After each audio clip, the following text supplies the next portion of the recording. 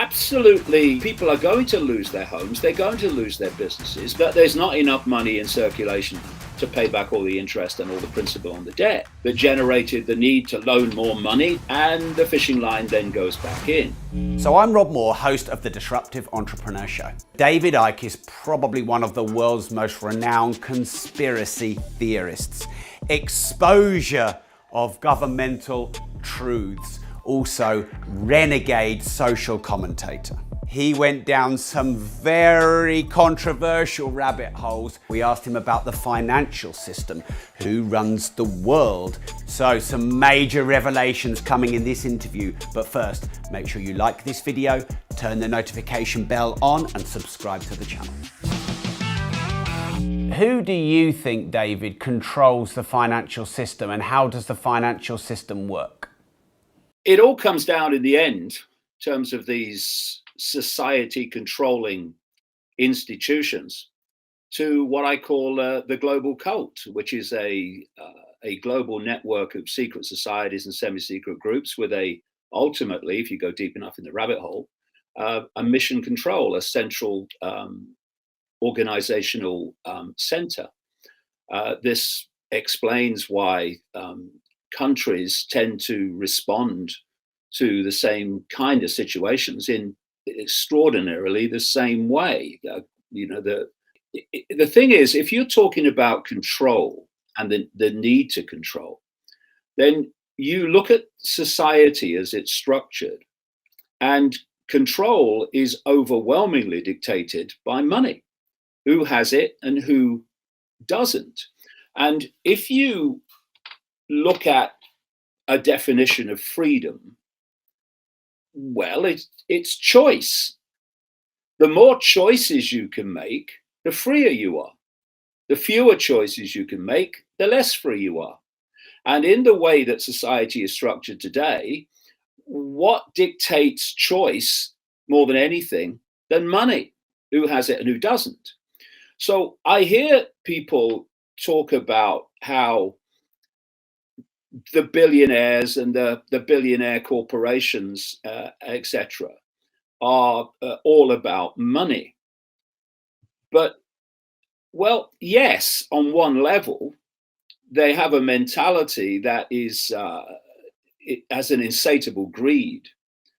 But the bottom line of bottom lines is not about accumulation of money.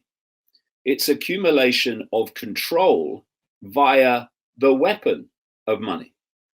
And when you look at how this cult, in all its different expressions, brought in the money system to what it is today, it's founded on creating money out of nothing called credit and charging interest on it.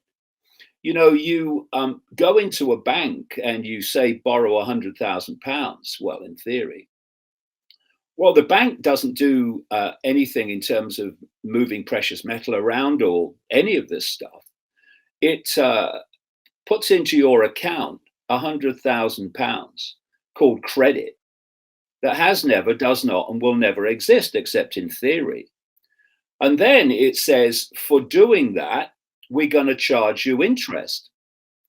And if you don't pay back the principal and the interest on credit, then we are going to take your wealth that does exist, your house, your business, your land, whatever. And if you look at this creation of money, even in theory, when you go to a bank and you get a loan, you will borrow £100,000 in theory, and they will put £100,000 into your account. But you're not paying back £100,000. You're paying back £100,000 plus interest. The interest is never created, only the principal, even in this theoretical way.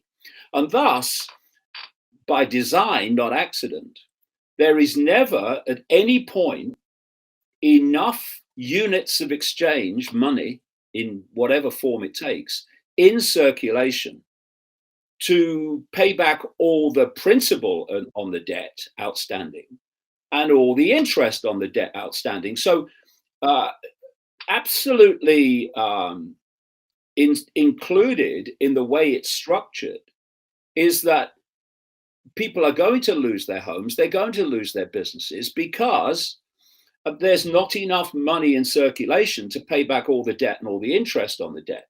Now, when you have an expansion of the money supply and you have what we call a boom, what that means is, of course, that there's lots of money, theoretical, etc., in circulation. So there's more to spend on things. So companies need to make more things and provide more services because of the demand. And with that expansion, you can hide in the Peter pays Paul method the fact that there's not enough money in circulation to pay back all the interest on the debt and all the principal. But when, and this is done systematically by that which is behind the banking system, they start withdrawing money from circulation, like in 2008, the credit crunch. They just stopped giving out loans of money that only existed in theory, called credit crunch. People couldn't service their debt. They couldn't pay back their bills. And thus it becomes painfully obvious in a recession, in a downturn, that there's not enough money in circulation to pay back all the interest and all the principal on the debt. And so this is a process that's gone on since this form of banking started, where you expand the economy. And what happens in that time, people take out more loans. They get more confident. They maybe expand their business because of demand. They maybe buy a bigger house. They maybe have 2 holidays a year instead of 1, and so on. These are the good times. But what's happening there from the banking system point of view, that the whole, is the fishing line is going out. And then they start taking money out of circulation. So there's not enough, as there was before, to buy the things that generated the boom, that generated the need to loan more money to meet the demand of the boom. And the fishing line then goes back in. And what's happening is in this process all the way through is that there has been a constant exchange through this boom bust cycle of real wealth in exchange for fresh air money called credit. And this is a massive, massive foundation reason why we talk today about the 1%. When you have literally a handful of people who have equivalent wealth to the poorest half of the global population. And it's not based on reality. It's based on this manipulating of the money system. So let me know in the comments, what did you like? What didn't you like? What do you agree with? What do you not agree with? I would love your thoughts in the comments right now. We have a full, deep interview, the uncut, unedited version. So if you want to watch that, the link is below. So make sure you like the video, turn on the notification bell, and subscribe to the Disruptive Entrepreneur channel.